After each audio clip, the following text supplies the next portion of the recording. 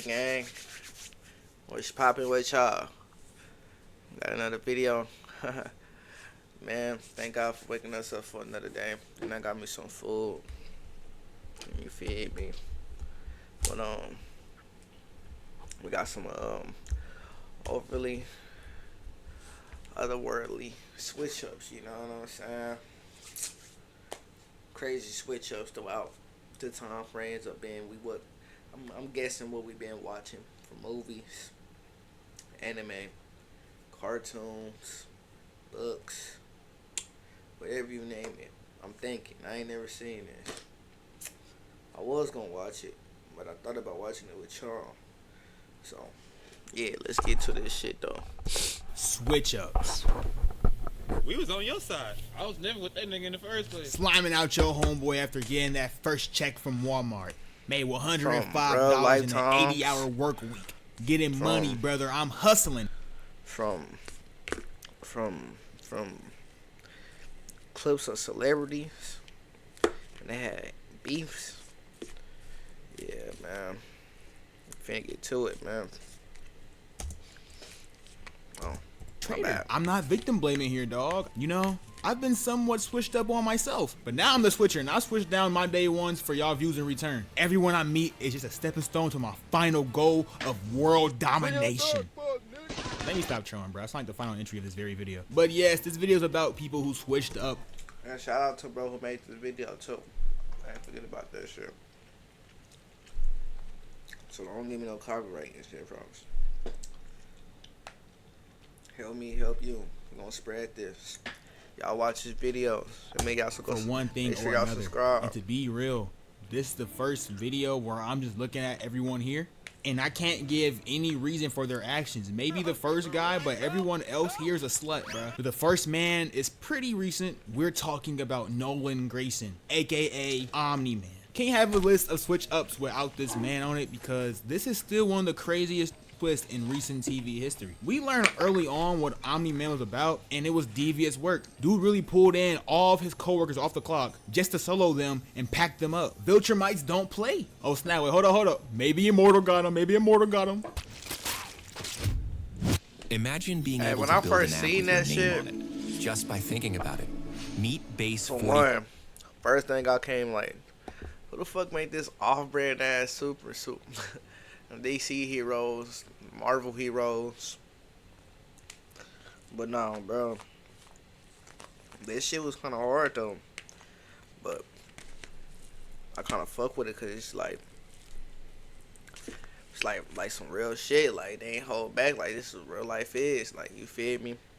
But the one thing I don't like about y'all always make it's either the character really good at what he doing, like he's trying to become the best, or he's trash. And when I mean like he trash, like he be having so much power, niggas be holding back and shit, like, or they just make him some way where he just don't have that feel of the character. You know what I mean?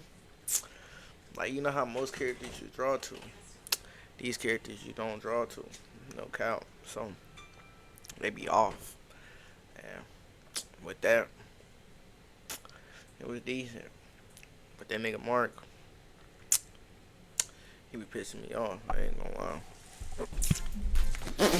I don't know. I'm probably getting folded too. But Omni-Man is slowly getting a redemption arc. So like I said, he the only one here I can kind of let slide. Because his whole empire plan was all he was taught growing up on Viltrum. It's their customs and culture. A dude who wasn't raised on this timing, however, is Anakin Skywalker. Recently, my friend was telling me to try Star Wars again.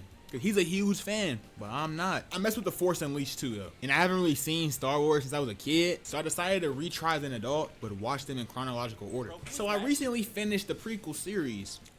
Ain't no way, boy. I don't know how people look at Anakin with the idea that he's like misunderstood or something. Nah, bro, this nigga is just wrong. So let me get this straight. Jin found Anakin in episode 1 and realized how special and unique the kid was. So he made a way to free him from slavery in order to trade him into becoming a Jedi. Because he has potential to become the best of all and end all that Sith stuff. Jin dies though, so that leaves his apprentice, Obi-Wan Kenobi, to train Anakin. And this and that happens, yada yada, Anakin murked Dooku, but still isn't deemed a Jedi Master. I'm gonna be real for a second. I do think these guys were aiding a bit, but I also think they were being extra cautious. But that's not even the key reason he switched up, bro. He was super afraid of losing Padme, because before the worst of the worst happened, he had dreams of her dying, similar to the nightmares he had of his mother before she died herself, which is just sad. And Palpatine peeped this and kept telling him he the only one with power to stop her from dying.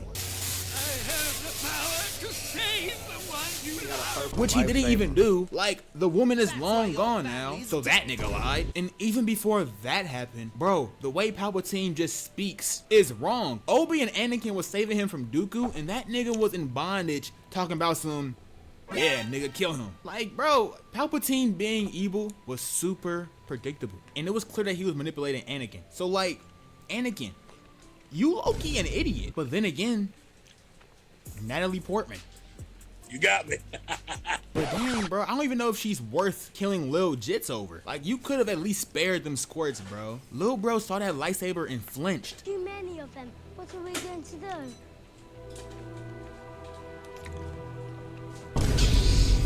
Oh, no. Bro did all of this just to end up... What are we going to do? Lil bro saw that lightsaber and flinched. Too many of them. You Got me. But dang, bro, I don't even know if she's worth killing Lil Jits over. Like, you could have at least spared them squirts, bro. Lil bro saw that lightsaber and flinched. Too many of them. What are we going to do?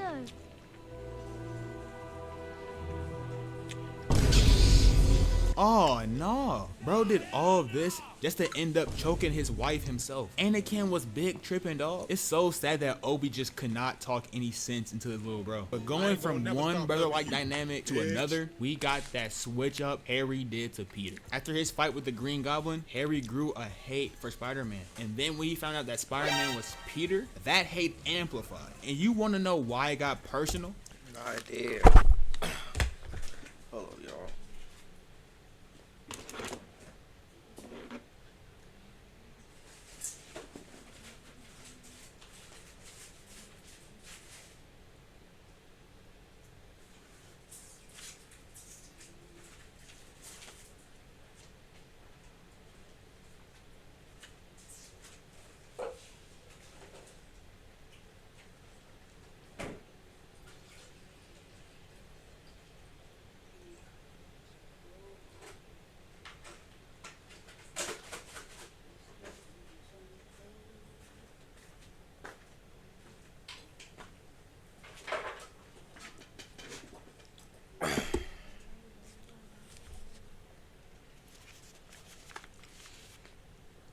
It wasn't because in his head his friend murked his dad. That's not everything. That's not it. It wasn't because Peter, that hate amplified. And you want to know why it got personal? It wasn't because Breaking out of barbed wire is just wicked. I think that was real.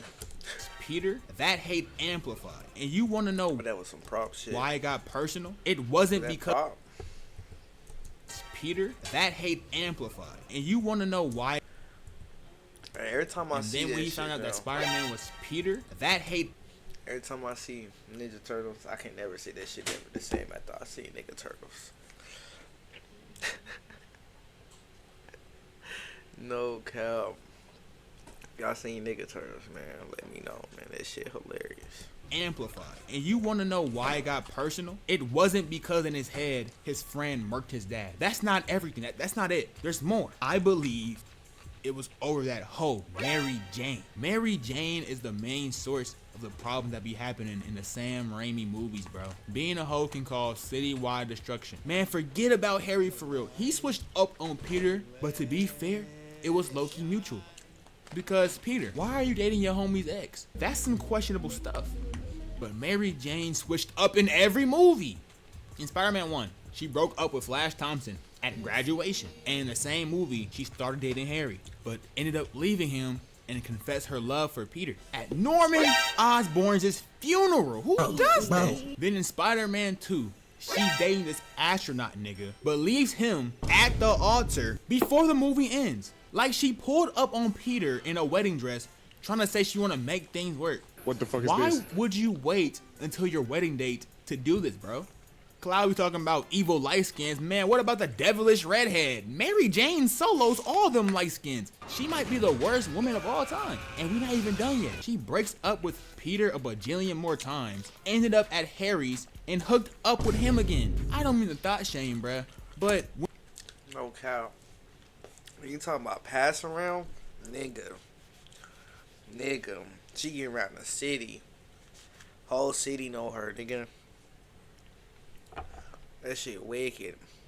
That made me not really like, you feel me? Like, I think she the reason why I like you feel me? Like, I don't trust y'all hoes. When you move like this, be self-aware. Don't be talking smack to Peter like he ain't good enough and acting like you the prize. He's Spider-Man. You a Bob. Sang-woo from Squid Game. I watched Squid Game 2 and 3 earlier this summer. Good seasons. I like the way it ended. It proves the intended message. Blah, blah, blah. But we taking it back to season 1. Because yes, there's traitors all throughout the series, but there is no other like how Sang-woo did that man Ali back in season 1, bro. Ali was very fond of Sang-woo. And bro thought he made a genuine homie in the games. But when it was time to play marbles, Ali was in a pickle because well, he Indian, bro. He ain't grow up playing these Korean games. This the first time the nigga seen a marble. Sang-woo told that man that he had a plan to where they can both get out alive, and Ali trusted him, so he followed with the plan. But the whole time, Sang-woo just robbed Ali of all his marbles, leaving him with none and actively eliminating him from the games. This one is horrible because from Ali's point of view, you know he had no suspicion of this even happening. Zero signs in that man's head. He got slimed out for marbles. Squid Games is crazy. One of the most forgotten about yet biggest traitors of all time is Greg Heffley from Diary of a Wimpy Kid. As a kid, reading the books, I would be like, awaken to a world of wonder in Final Fantasy I ain't XIV gonna lie. Online. I probably read like, dude, I used to buy them. Yeah. I got like 4 Bro's of them. motives make sense. like, I'm sure every elementary and middle grab them from schooler the would library. read these and agree with him most of the time. But as I grew up, it dawned to me just how much of a hoe this boy was. Funny enough, he's the second most selfish, conniving dickhead in this entire video. He has 0 bodies on his hit list, yet he's the second biggest traitor here. Make that make sense. But I say this solely because, one, everyone here so far isn't 100% selfish. Besides Mary Jane, and everyone else would do their crimes against worthy foes. You know, people that can hang with them and whatnot. Dude, Greg could be doing his switch-ups on Rowley of all people. Happy-go-lucky, chubby little Justin Bieber fan with a bowl cut for Pete's sake. And 2, this nigga Greg just arguably has the least morals out of this whole list. Greg was willing to slime out each and every acquaintance he had, all for middle school levels of fame and motion. This boy a loser. Greg tormented kindergartners and framed Rowley for it. Racked up charges on Rowley's dad Bill because he wanted smoothies at the country club. That's $260 worth of smoothies. That's gluttony spoken about in the holy word. Bro even faked having a job to throw off his dad. Stop it! How you sliming out your own pops because he wanted you to have real motion? Dude had the whole school acting like Chirag Gupta was invincible. This was his best rage bait moment, but let's be real. Greg is a racist. Why didn't he do this to a white kid? No, you get your goddamn ass out of here. Hashtag stop Indian hate. Worst thing is, he broke Rowley's arm doing that unnecessary football tricycle thing, and he never even said sorry for it. He saw how the girls were signing Rowley's cast and went to get fake bandages so he can try to get the same attention. Bottom line is that Greg is totally hoeing any and everybody for whatever Hey, I he remember wants. He's a that pro shit, switcher. yo. That boy don't have Bro. an ounce of loyalty in his I remember that shit. bones, and that's why Holly didn't want his weak self. Greg is dead for real, doo-doo head, bro. That broken hand was the best thing that ever happened to you. Don't come by my house. We're done. All right, guys, we've made it to the final entry. By far the worst man on this list. He's the reason why Greg is only second worst.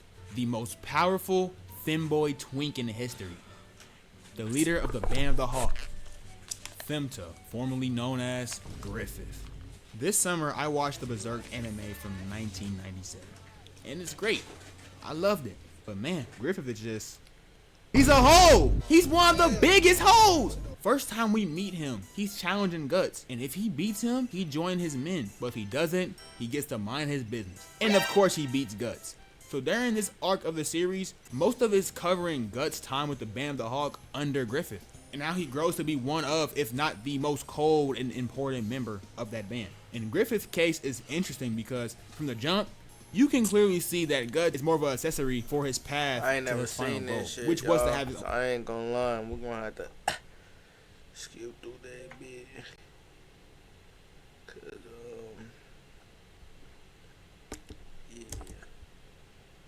Princess Charlotte, and her pops wasn't having that. So yeah, they lock up Griffith and torture him for a fat minute. He was a twig and crippled, but bro, Guts is a real homie. He pulled. Yeah, I don't know, man. Catch y'all next one. Shout out to bro who made this video. So this shit was hard, decent, you know what I'm saying? Very entertaining. I hope y'all liked it. Catch y'all on the next one. Man.